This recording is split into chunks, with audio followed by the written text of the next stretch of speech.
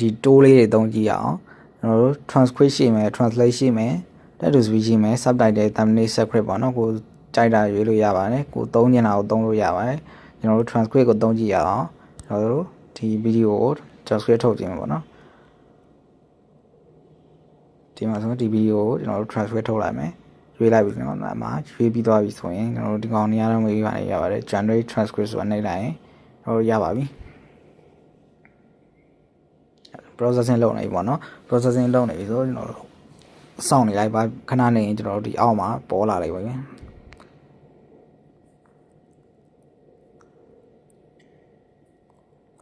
အဲဆိုပေါ်လာပြီပေါ့နော်ဒီမှာ transcript ကိုကျွန်တော်တို့ copy ကူးလိုက်တယ်ရတယ် copy ကူးလိုက်မယ်ကျွန်တော်တို့ဒီမှာ save လုပ်လိုက်ရင် save ဖြစ်သွားပါလိမ့်မယ်အဲတော့ကျွန်တော်တို့ဒီမှာ transcript ကိုနှိပ်လိုက်မယ်အဲဒါဆိုကျွန်တော်တို့ဘယ်ကိုပြောင်းပါလဲပေါ့နော်ဒီမှာအင်္ဂလိပ်ဆိုတော့ကျွန်တော်တို့ကအဲ့ဒါကိုမြန်မာလိုပဲပြောင်းလိုက်မယ်မြန်မာလိုပြောင်းပြီးတော့ style ကဘယ်လိုကျွေးမှလဲဘယ်လိုပြန်ကျင်တာလဲပေါ့နော်အဲဆိုကျွန်တော် translate လုပ်လိုက်ပါမယ်အဲ့ဒါဆိုမရဘူးပေါ့နော်ဆောင်းနာတော့ကဟာတွေပါလို့ပေါ့နော်အဲ့ဒါဆိုပြန်ကြည့်ကြည့်လိုက်ရမယ်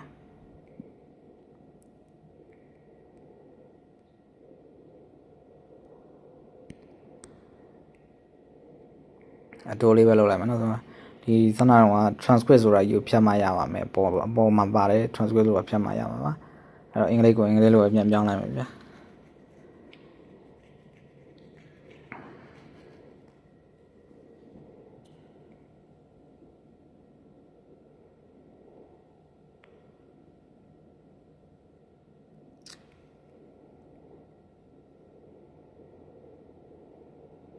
အဲ့ရလာပြီပေါ့နော်ဘာမှတူပါဘူးဒီမှာသူက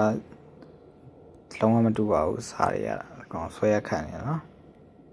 ဒီမှာအဲ့ဒါဆိုရပါပြီဒီမှာ save လုပ်လို့ရမယ် copy လုပ်လို့ရမယ် history ကိုဒီကနေပြန်ကြည့်လို့ရမှာပေါ့နော်ကိုကဘယ်လိုလုပ်ချင်နေတယ်အဲ့တော့ဒီမှာဒီပါရန်စာနေရခွေပေါ့ဆိုအဲ့ဒါနေလိုက်ရင်ကျွန်တော်တို့အဲ့ဒါဆိုရပါပြီဒီမှာကျွန်တော်ဒါလေးထည့်ထားတာကိုဒီလိုလေးပြန်ပေးတာပါအဲ့ဒါဆို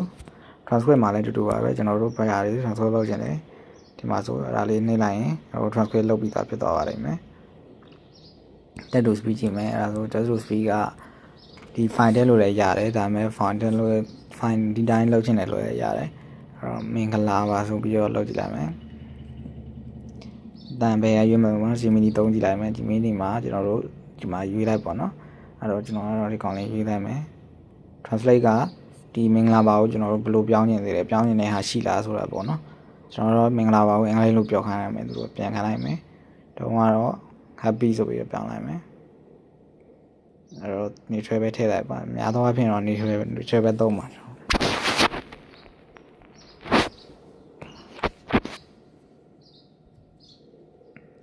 generating ဆိုလုပ်နေရပါနော်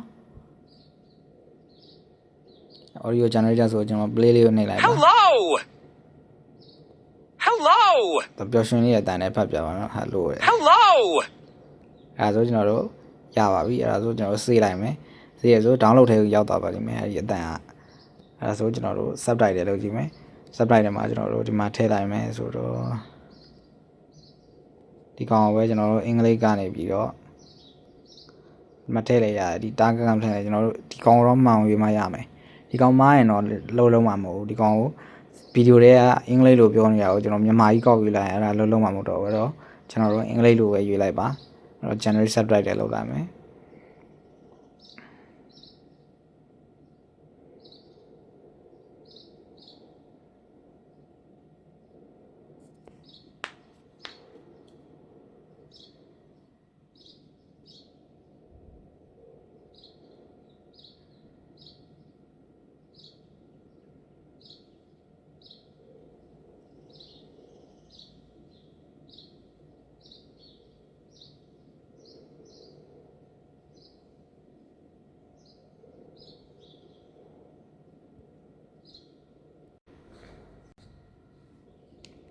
အဲ့ဆိုရပြီပေါ့နော် original ဆိုကျွန်တော်တို့ဒီ translate ဆိုတာထည့်လိုက်ရင်ဒီကောင် original ရော translate ဆိုတာကိုပြပေးမှာကျွန်တော်တို့က translate မထည့်ဘူးဆိုတော့ဒီမှာကျွန်တော်တို့ဆောင်းတော့သူ့ဟာတွေကိုပါလိုက်မယ်ဒါဒီကောင်ကို save ပြီးတော့ကိုသုံးချင်တဲ့နေရာမှာသုံးလို့ရပါတယ်ဒီကတ်မှာလည်းသုံးလို့ရတယ်ကျွန်တော်တို့ AI ကိုမှလည်းထည့်ပြီးတော့သုံးလို့ရပါတယ်ဒီထဲမှာသုံးလို့ရပါတယ်ကျွန်တော်တို့ အင်္ဂလိပ်ဆိုတော့ပဲရတာကျွန်တော်တို့ history ပြန်ကြည့်လိုက်မယ်နော်အဲ့ဒါဆိုတပိုင်း file ဆိုတော့မှာ copy မလုပ်ဘဲနဲ့ကျွန်တော်တို့ save ဆိုတာနေလိုက်မယ် save ဆိုတာနေပြီးတော့ခဏငါဗီဒီယိုလေးရွေးလိုက်မယ်အင်္ဂလိပ်လိုထုတ်တာဆိုတော့ကျွန်တော်အင်္ဂလိပ်လိုပဲထုတ်လိုက်မယ်နော်အဲ့တော့ page35 download original ဆိုပြီးတော့အမှ Noah learned that the richest family in town was choosing an adopted son to pay for his mother's surgery fusion, but the old lady said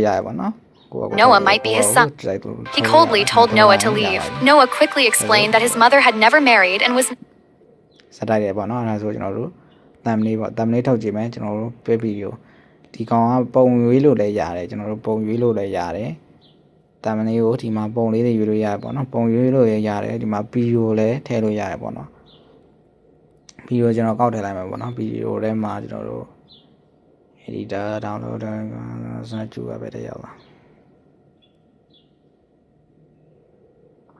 ဒီမှာပေါ့နော်အဲ့ဒါဆိုကျွန်တော်တို့ဒီကောင်လေးကိုတမ်လေးထုတ်လိုက်မယ်ပေါ့နော်အမှသူကောက်ယူတော့ပါလိမ့်မယ်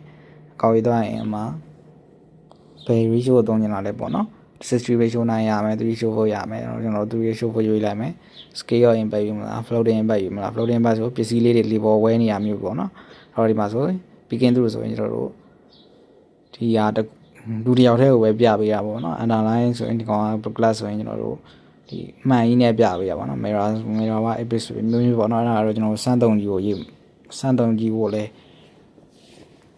စမ်းသုံးကြီးပေါ့နော်စမ်းသုံးကြီးတော့လည်းဥပမာလေးတစ်ခုလုပ်ပေးမယ်ပေါ့နော်ဟိုဒီတစ်ခုစတိုင်ကိုရင်းစီကို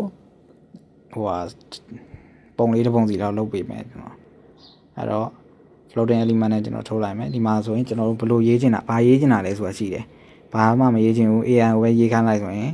AI ကရေးသွင်းမှာပါဒါပေမဲ့ကျွန်တော်တို့ကထည့်လိုက်မယ်ဆိုရင်တော့ကျွန်တော်တို့ဘာထည့်လိုက်မလဲဆိုရင်ဘာမှမသိဘူး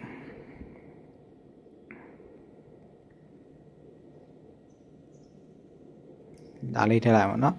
အဲ့တော့ကျွန်တော်တို့ bottom မှာရေးမလား top မှာရေးမလား top မှာရေးမယ်ကျွန်တော်တို့ top မှာရေးလိုက်မယ်အဲ့တော့ကိုကြရလုပ်လို့ရပါတယ်ဒီမှာ promo လေးလည်းထည့်လို့ရပါတယ်အဲ့တော့နှစ်ခုလုံးပေါင်းပြီးတော့လည်းထည့်လို့ရတယ်လို့ကိုဟာကြီးပဲကိုထည့်လို့ရပါတယ်အဲ့တော့ကျွန်တော် generate တန်တွေနှိပ်လိုက်တော့မယ်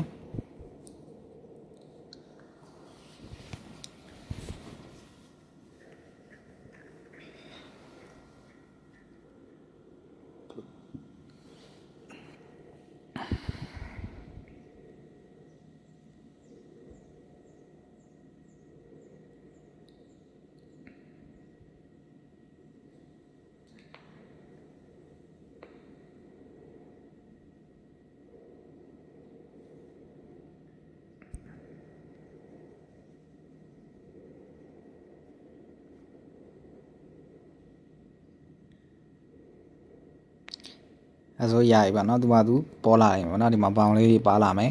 ကောင်မလေးရချစ်စရာလေးဆွမ်းတော်ကကျွန်တော်ရေးထားတဲ့စာလေးရေးပေးလိုက်တယ်ပေါ့เนาะအမှဆိုကျွန်တော်တို့ဒီမှာသူကသူလုတ်ပေးလိုက်မှာပေါ့เนาะအဲ့ဒါဆိုကျွန်တော်တို့ download နှိပ်လိုက်ရင် download ထဲကိုရောက်သွားပါလိမ့်မယ်အဲ့ဒါဆိုအဲ့ဒီဟာလေးနဲ့တင်လို့ရပါပြီ